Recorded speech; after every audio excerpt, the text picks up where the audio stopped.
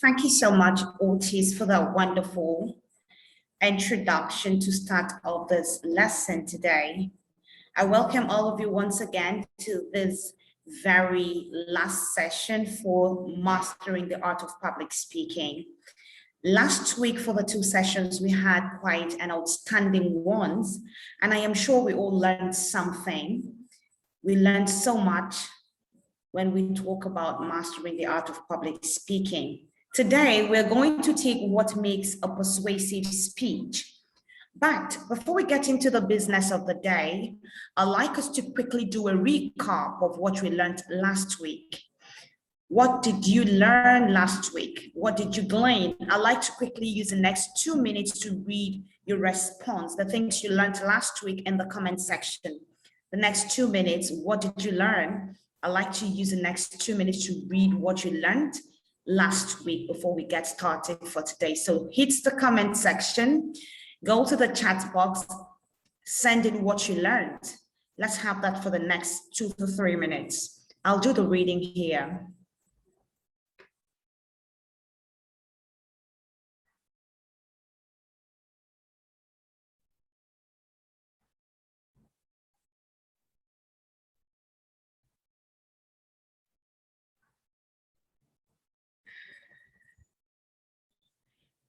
I'm still expecting your recap, a recap of what you learned last week. So if I don't get to read that, it means you didn't learn anything, and that's impossible.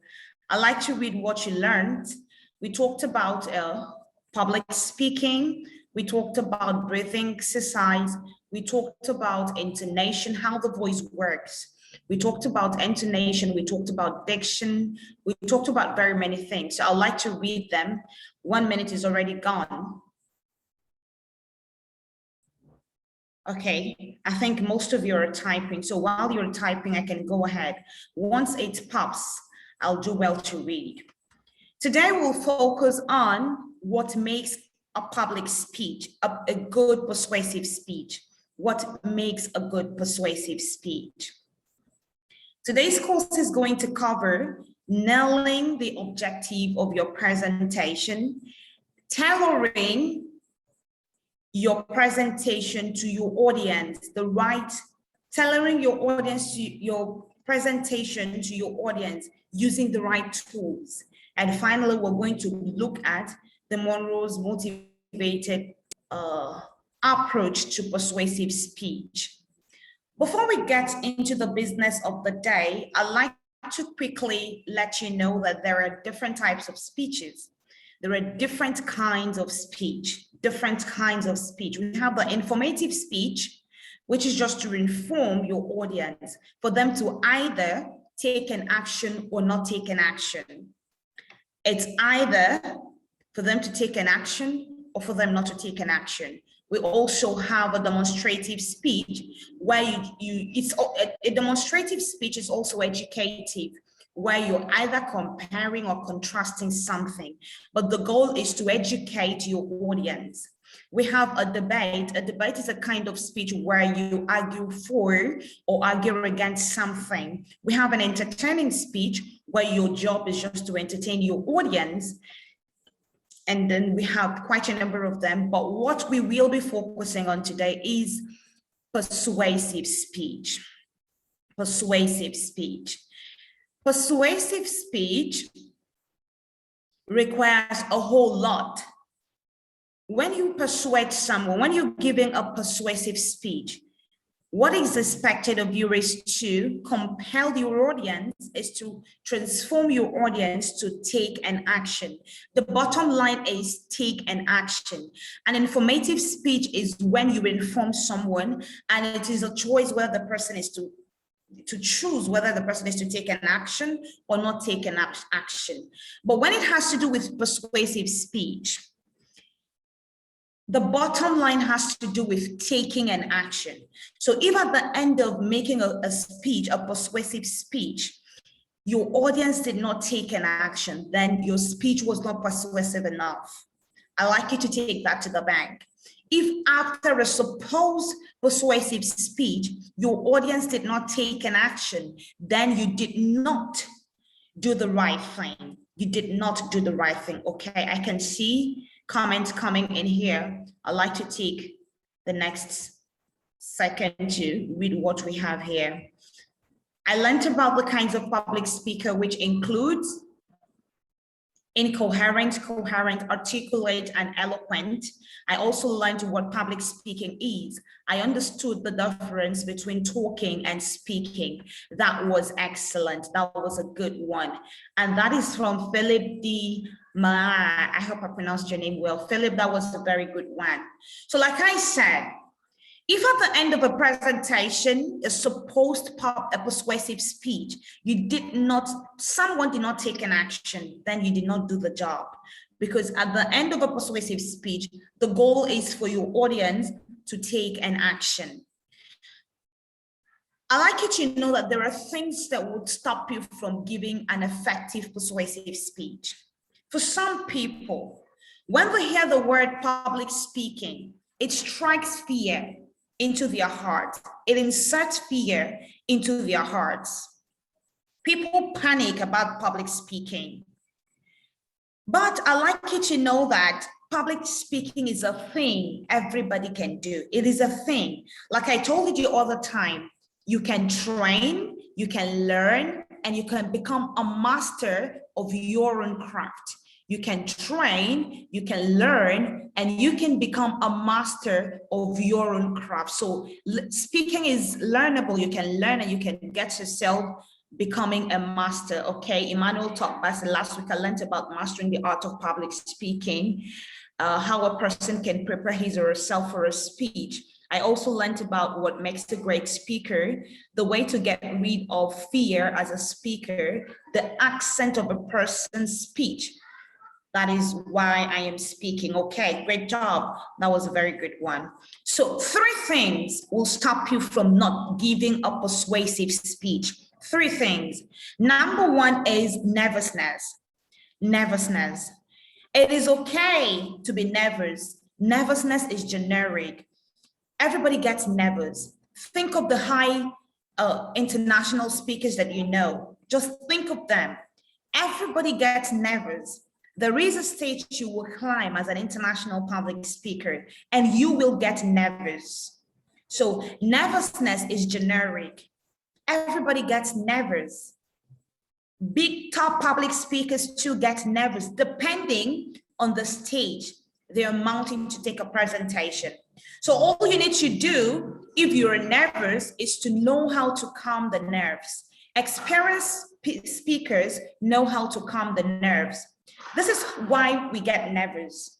Each time we want to do something, our nerves sense danger.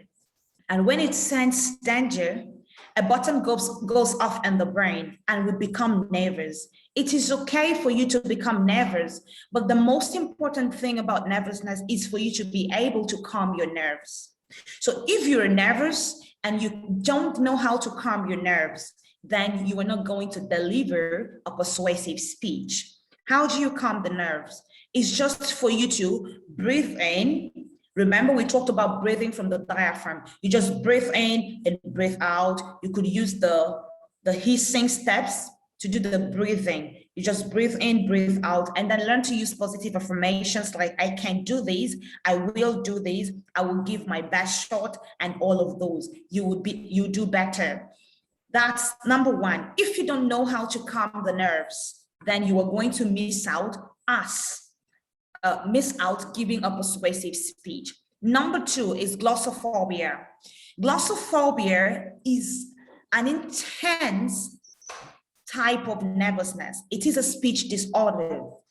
It is otherwise called speech anxiety. Glossophobia happens to every 4 in 10 people. So in every 10 people, 4 have glossophobia. Like I mentioned to you, everybody gets nervous at some point, but glossophobia is a deeper sense of nervousness. So some people have glossophobia. I don't know if there is anybody here who has glossophobia, a deeper sense of nervousness, which anytime the word public speaking comes to you, you are always scared. You begin to have sweaty palms. You have dry throat. You have stomach churns. You're just so uncomfortable. If you experience that a lot, then you should check glossophobia. That may be your problem, speech anxiety. For some people who have this speech anxiety, it may be as a result of past failures. Maybe you were, as a child, you stood up to say something in your classroom and your teacher told you, hey, what are you saying? Keep quiet, sit down. And as a child, you felt embarrassed. And then, oh, you told yourself, public speaking is not for me. Getting up to answer questions or talk in the midst of people is not for me. And then it stays inside of you from childhood to adulthood.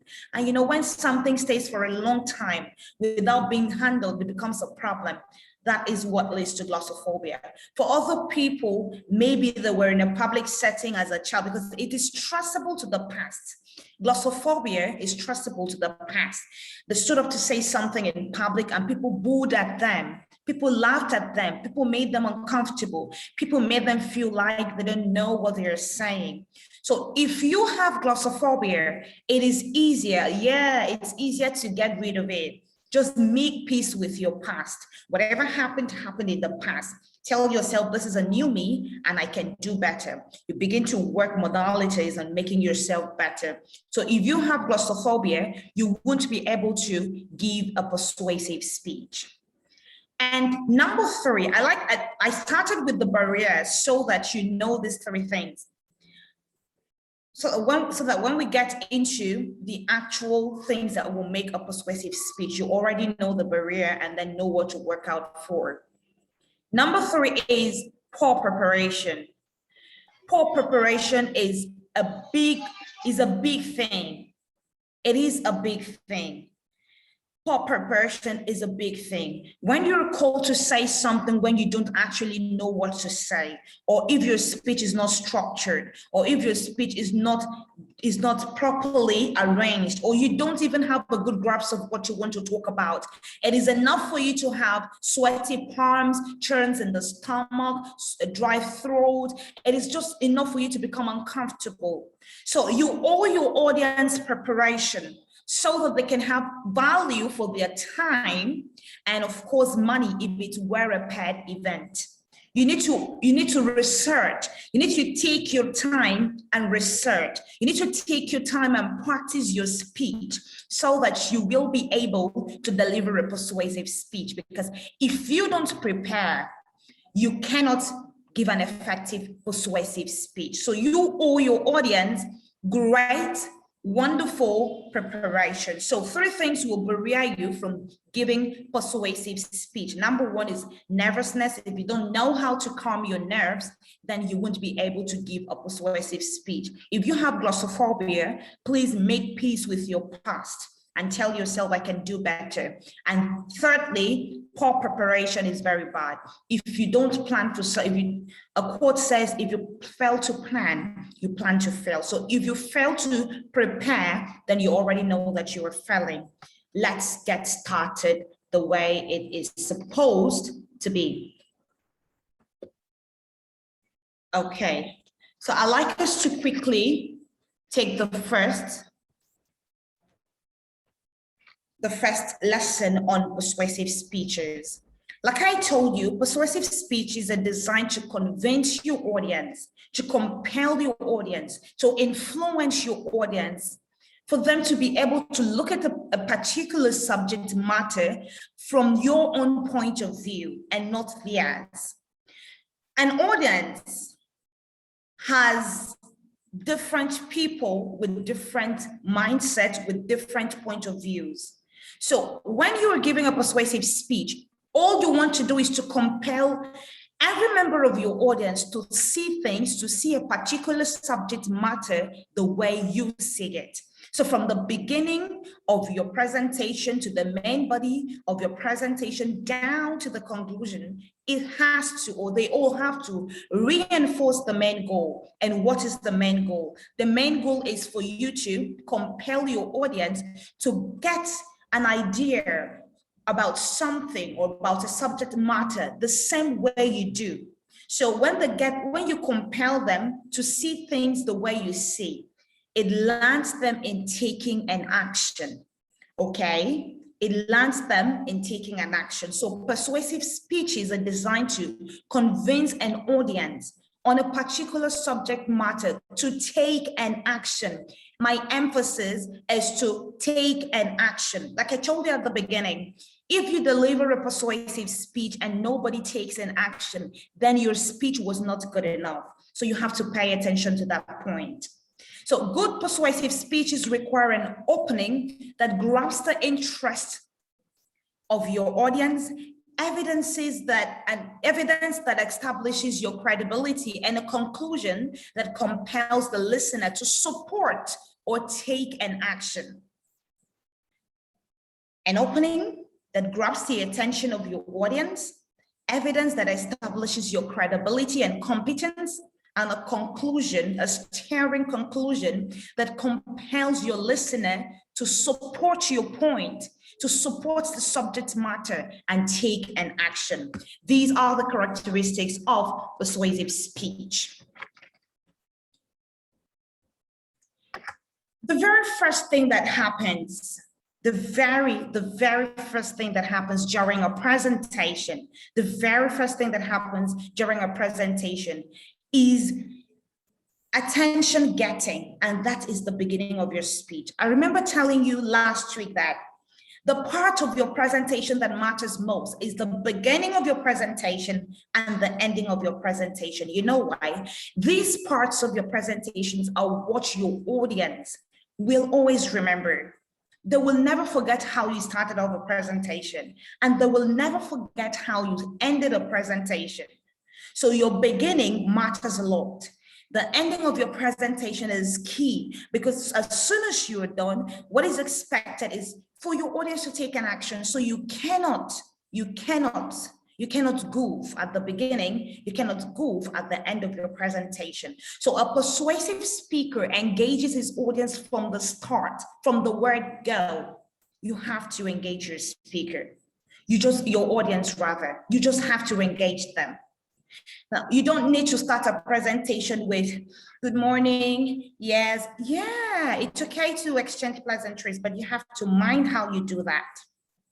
The very first thing that happens in a presentation is that you have to be endeared to your audience. Your audience have to like you. They have to love how you sound.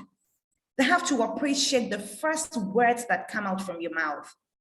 So let's say I like to use education as an example. If I want to give a talk, a persuasive talk on education in a community that don't think education is very important, as soon as I step up the podium, I appreciate the organizers of the event and telling them how important it is for us to focus on renewing the mindset of my audience on education. I need to appreciate them. The first thing I need to do is to begin with an introduction that is very catchy. Ways to begin. You can start off with a declarative statement that details, that supports your position. A declarative statement and details that supports your position. That's a way to start.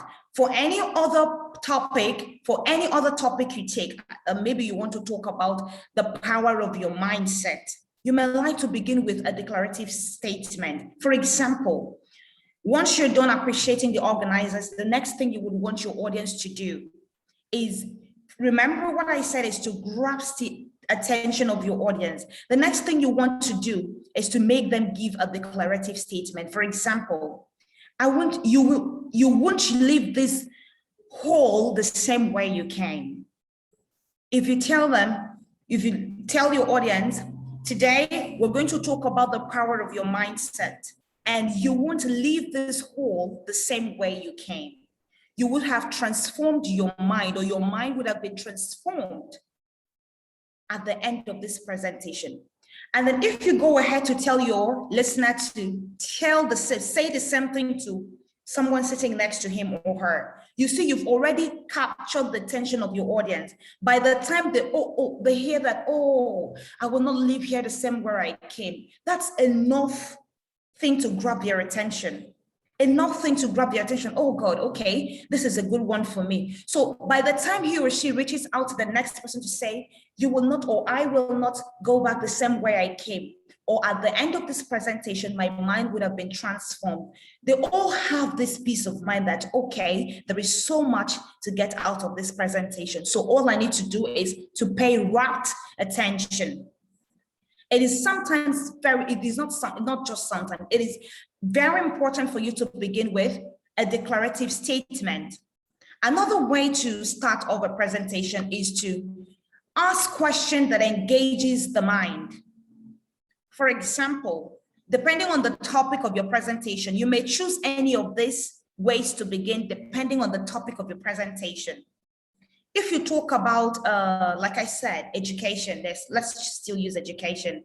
You may like to ask a question like, without education, how would the world be? If you ask that kind of a question, your audience will start thinking, without education, how would the world look like? Would there be technology? Would there be this? So you're already engaging their minds. They're already thinking. Critical thinking has come in, has set in. And they're already thinking and engaging their minds. Oh, if I don't have education, how would my life turn out to be? How would my state be? How would my country be? So you've deposited something inside of them and they want to know, oh, if at the end of this lesson, I can learn why I should be educated and then make my life better. So you have been able to create something in their minds. You can also use proven analysis. Depending on your topic of presentation, use analysis, use research, use fact to say something about your topic. Now, I said I'm going to talk, as I'm talking, I will relate whatever I say with education because I love to talk about education. For example, I come up the podium after exchanging pleasantries. The first thing I would like to say is a quote. Yes, you can use a quote too. I didn't add quote here.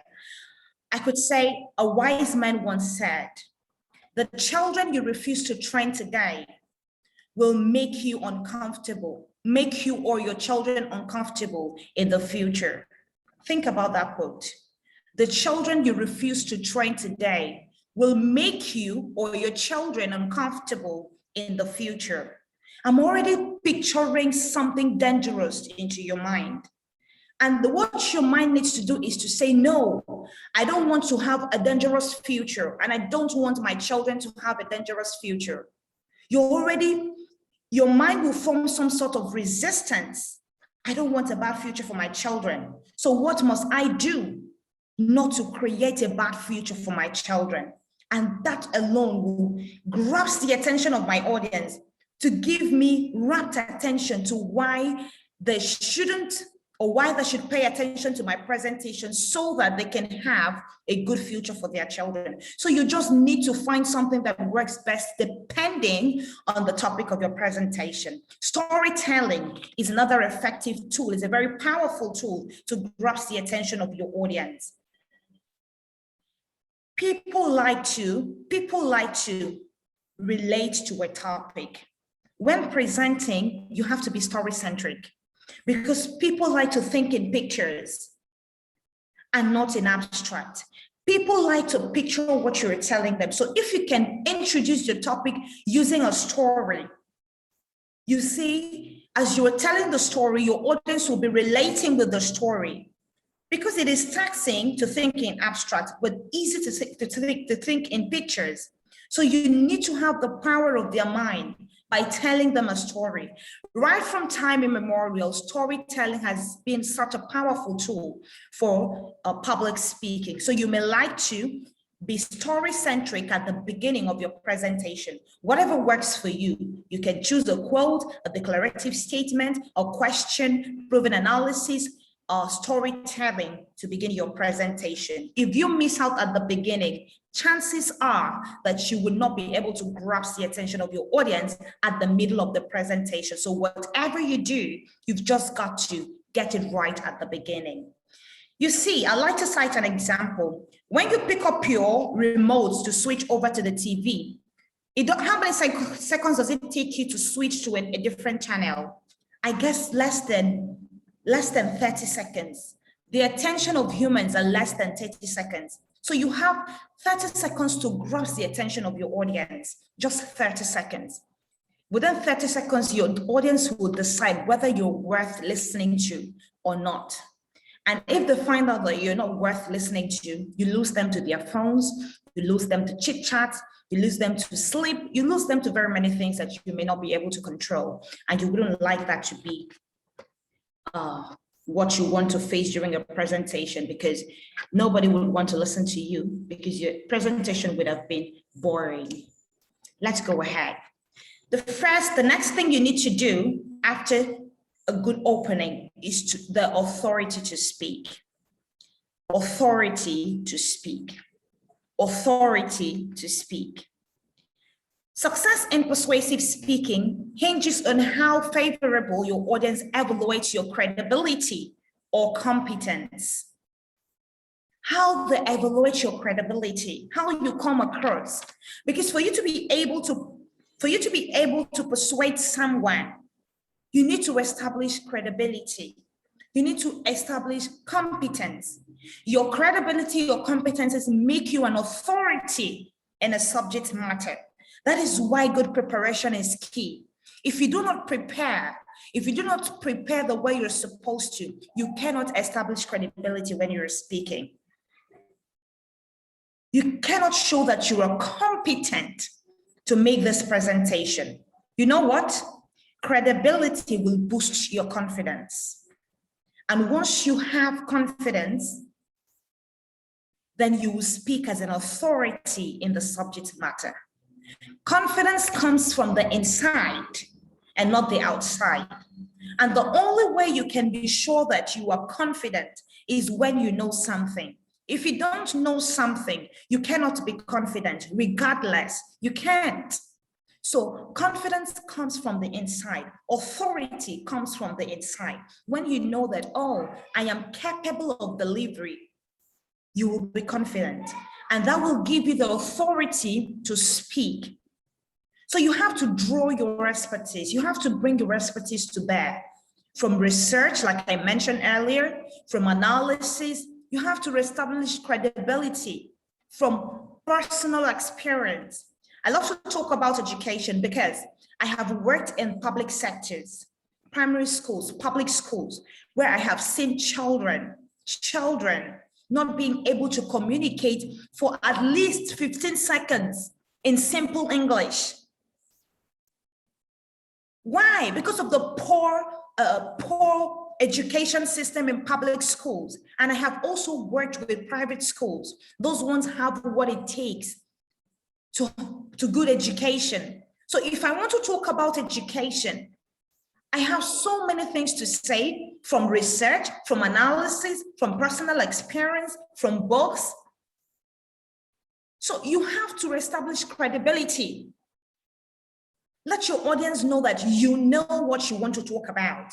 And that is the only time you have the authority to speak. That is the only time you will be able to convince your audience.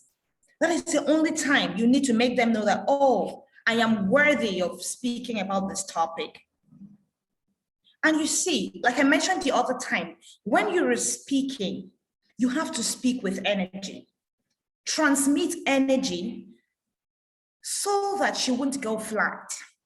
When you speak without energy, you're just there. You're pleasing yourself. You have to speak with energy, and it is different from shouting. I told you this last week. Speaking with energy has to do with speaking with your diaphragm.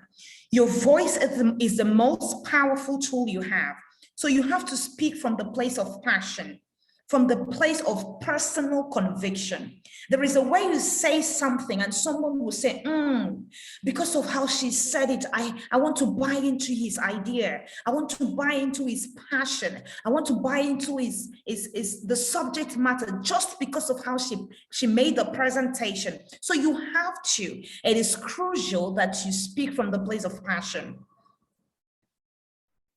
And that can only be transmitted from your voice.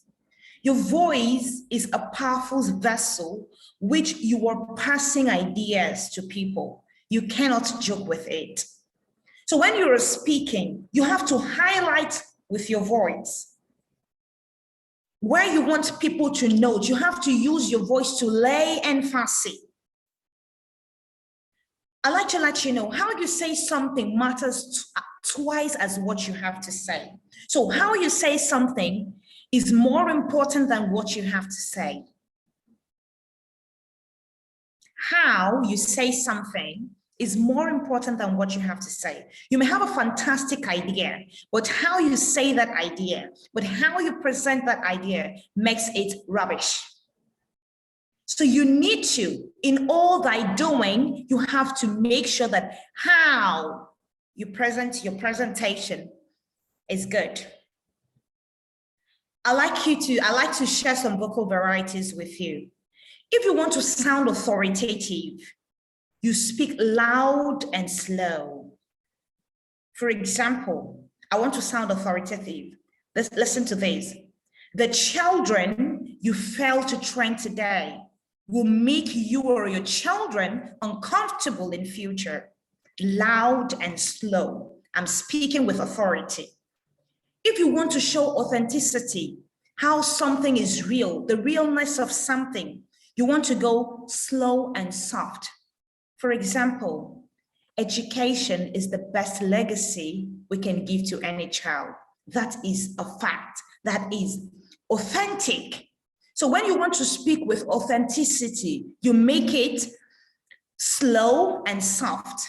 Education is the best legacy you can give to every child. Someone said, very educative presentation tonight. Thank you.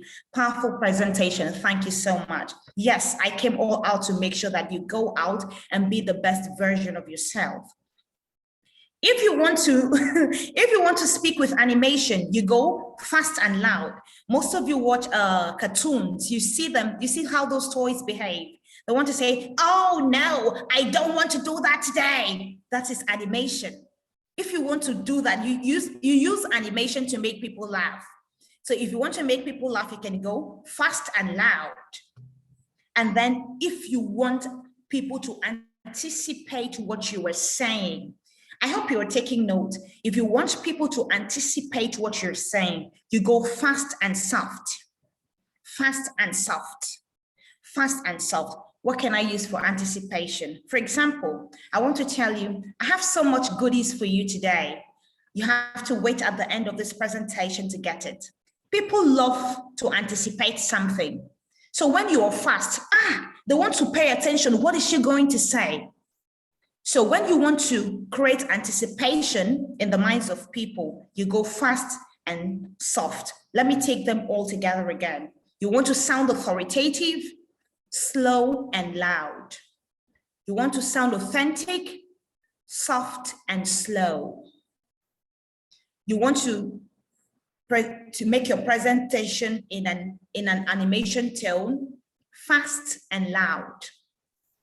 You want people to anticipate what you're saying, you go fast and soft. These are called vocal varieties. So you need to speak deliberately sometimes to ignite people. You need to speak very fast sometimes to ignite people. When you're speaking slowly and the point that you speak fastly, people will, oh, what is she saying? She's speaking fast. All these vocal varieties are to keep grasping picking out the attention of your audience. Sometimes you have to speak fast for them to want to catch up with you. And sometimes you have to go slow so that they can go follow the pacing of your presentation. You have to be strategic.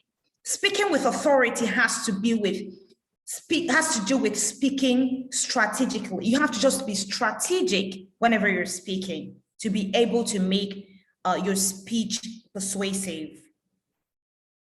And anytime you give good points, pause and maybe smile.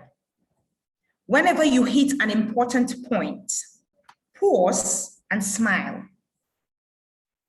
When you pause, you give your audience the time for them to think about what you said, for that thing to sink. And you see them nodding, say, this is very good, good point. So once you give an important point, you want to pause and smile. Give them time to think, and that is how to give your presentation in doses. Let's quickly tag along. Next slide, please. Okay, logical presentation is the next thing you need to do. For every presentation, you need structure. We're done with introduction. We're facing the body of your presentation. Think of an organization. If an organization, a good organization, stays without a good structure, will that organization work? I guess not. Think of a business with a bad structure. Will that business work? No, it won't. So, if you want to make a good persuasive speech, it has to be structural. Structure is very important for managing the flow of information in persuasive speeches. It is very important. You have to structure your speech. Introduction, how is it going to be? You structure it. The essence of persuasive speech, I come again, is to compel your audience to take an action. First, you want to identify a problem. I'm talking about education now. What is the problem of education? If you don't have good education, we won't have intellectual development, we won't have technology in place, we won't have the betterment of the society, the nation at large, we won't have excellent leaders. Followers will just be so dumb. They don't even know what to do and when they're supposed to do the right thing and when they're supposed to do it. So education is life. I have to first of all establish the problem. After establishing the problem, the next thing I want to do is to state how dangerous this problem will be in the future if we do not do something to handle it. That's structuring, identifying a problem. The next thing I want to do is to say why we need to handle this problem. And the next thing after that is to profile solutions to that problem. Identify a problem, effect of the problem, why we need to solve the problem, and profiling solutions to the problem. That is logical presentation. And you have to make sure that you have a good vocabulary. You need good vocabulary to be able to logically deliver your presentation. I told you the other day, if you want to develop your vocabulary, learn to read. Don't just read, read consciously, read deliberately. For every word, unfamiliar word you see, don't just skip the word. Pick your dictionary, find the meaning of the word, write it down. There is a relationship between seeing and writing. When you see something, you write it down, it gets to your subconsciousness easily. Okay, so you have to build your vocabulary depending on the context of your presentation. You need good words, find words to captivate your audience. So you may like to take just maybe 3 or 4 points with special emphasis to the first point and the last point. And there has to be coherence. Therefore, your speech has to be sequentially arranged. The problem, the effect of the problem, why this problem should be harnessed, and then you give solutions to these problems. Make them beautiful with your good vocabulary. Let's go ahead. After logical presentation, you may like to have smart spacing. Good speakers recognize the value of a balanced presentation. Many good speakers are remembered because of the brevity of their speeches. Like someone asked the other time, how long can I take a speech? Like I told you, as long as possible to cover your idea and as short as possible to make your audience not bored. Because sometimes people start off a presentation very well, captivating, beautiful, but at the middle of the presentation, they lose it. They lose their audience because they didn't have, they weren't smart enough to sustain the tempo. They weren't smart enough to check the timing. They weren't smart enough to keep the listeners, to keep them on their feet, to beg for more. So if you want to deliver a persuasive speech, it has to be, you have to take time as important. Make your presentation in such a way that your audience will keep asking for more. By the time they're even asking for more, you're done. Timing is of essence. Time your speech while you're practicing it so that you can cut off unnecessary phrases and repetitions. It is important. Also, make sure you spend roughly the same time on a particular point. Point 1, you can relate the same time to point 2, to point 3, to point 4. This approach gives your speech a steady, measured pace that is important in maintaining credibility with an audience. If you can't sustain your audience, you will lose it. And at the end, before it gets to the point where they need to take an action, they're already tired, they're already exhausted. So you have to watch out for that.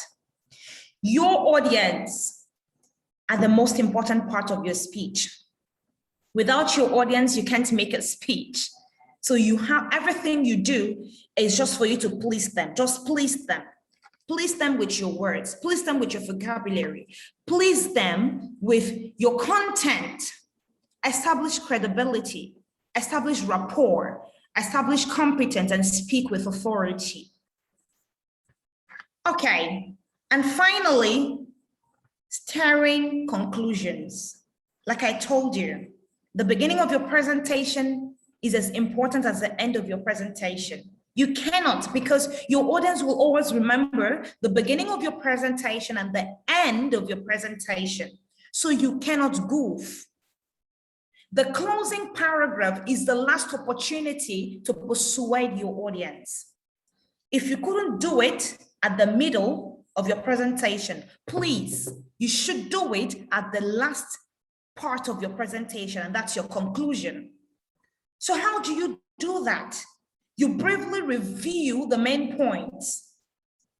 You state the actions you want your audience to take. For example, I talked about education. So I quickly go through education, what education is quickly, the problems of education. And then the next thing I want to do is to state those things I want my audience to do. For example, support free education, donate to this cause, and encourage children to go to school and study hard. Oh, that's supposed to be study, not stay hard, study hard. When you reiterate the core action you want them to take at your conclusion, it sinks the more. They'll always remember, oh, the speaker said we should support education. The speaker said, at the end of your presentation, you reiterate the point you want them to do. They'll always say, oh, the speaker said we should support education. The speaker said we should donate to education. The speaker said we should encourage children to go to school and study hard. Those are the things you want them to do. And so you have to let that be visible, let that be heard at the concluding part of your presentation. And finally, you may like to end your conclusion with a statement that summarizes the purpose of your presentation. For example, these steps won't solve our problems overnight, but if we pitch in, they can change our planet for the better. Powerful statement at the end of a presentation. It is very key. It is very important. You have to close out strong. You have to close out really strong, because as soon as you close out, you expect your audience to do what? Take an action. I think I have a question here. Yes, how Professor Patrick Lumumba of Kenya gives speeches without looking on a paper for more than 2 hours speaking. How does he do that? It is about proper present. It is about, like I told you, it is about proper preparation. You need to have your mental vocabulary full of words, full of ideas. You just have to study. You just have to read. You just have to develop. You have to enrich your mental vocabulary. One thing about public speaking is the more you do it, the more you get used to it. There will be a point of your life as a public speaker where you don't even need to prepare for a speech. You don't need to prepare so much for a speech. You just get a topic. And because you have made presentations that are related to these topics for the past years, you can easily get up and say something extremely meaningful because you have been in practice for a very long time. Professor Patrick Lumumba is someone that has been in the system for years. So he can afford to say speeches without even looking at a paper. I love him. I follow him a lot. So you just need to read. You have to study about your subject matter. And you see, public speaking, you have to create a niche, even when you're getting into public speaking. What part of public speaking do you want to get into? You have to create a part that even if someone calls you at midnight to wake up and say something about this area of public speaking, you can always say it. Call me to speak about education at any time. I can always wake up and say something. I don't need a paper to do that. So what is your own area of public speaking? Is it mental development? Is it mindset? Is it time? Is it what is your own niche? You have to create it. You have to carve out a niche for yourself. I hope we're following. And finally, I'd like to introduce this very one, Monroe's motivated sequence. In fact, this summarizes everything I have said. Monroe's motivated sequence was put together by Alan Monroe. How to make a persuasive speech. After this course, just go back. I'm going to summarize, just as you've seen here. Go back and read about him. This, if you put all of this, everything I sent to you is just a summary of what you have in a sequence. Attention, number one. You need to pay attention to your audience. I had said that. Without your audience, you won't have any speech. Who will you be speaking to? So the presentation is about your audience, not about you. If you go there and you don't please your audience, then you pleased yourself. So if you don't have your audience's attention, my dear, you are wasting your time. And that is the truth. Your audience have to love you. The audience, they just have to like you. They have to like your beginning. And whenever you're going for a presentation, dress well, because the way you dress will give you confidence. It will make you confident. If you dress badly, you won't be confident. So please, you have to dress well so that alone can also push up your confidence by 20%. If you don't have confidence, you won't do better. Attention is key. If you don't have your audience's attention, you are wasting your time. Second, you have to identify a need. What is the need of my audience? What do they want to get at the end of my presentation? So while planning for your speech, you have to check, what do they need? What is their problem? What do they want to go home with? What is that thing that is bothering my audience? And I need to put a stop to it through my presentation. Identify a need. Like I told you, state a problem. Excuse me. You have to state a problem. Identify a problem. Show them that there is a problem. Let them understand the problem. And then the next thing you want to do is to give them a solution to their problems. Show them there is a problem, make them understand the weight of the problem. Show the solution that revolves or resolve the problems. And show them it will work. Convince them that it will work. Then give them time to visualize that problem. Visualize whatever topic you're talking about, and let them visualize the solutions you have given. Like I said, if I tell them that the children that failed to train today will be a problem for them, they will sit back and visualize. This is true. If we don't train children, they'll grow up to be loud. They'll grow up to become criminals. They'll grow up to be this and that.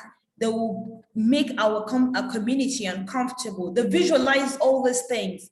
And in the end, they will say, oh, I don't want to live in a community where there is no peace. I don't want to live in a community where there is no harmony. And the next thing they want to do is to take an action by supporting education, by sending children to school, by making their children learn to become better people. So you have to make them visualize the problem and also visualize the solutions that you have given. And finally, which is the most important part of your presentation. And I told you earlier, if your audience don't take an action at the end of your presentation, then you did not do the work. You didn't. So they have to act. They have to take an action. Close with an action call that makes your audience a part of the solution. You just have to close out strong. As soon as they get up from their seats, they want to quickly run to applying the solutions that you have given. And if you follow these steps, trust me, your audience will appreciate your presentation and they'll always call you for more. Thank you very much. At this juncture, okay, I think I have some messages at the chat box. Let me quickly check and then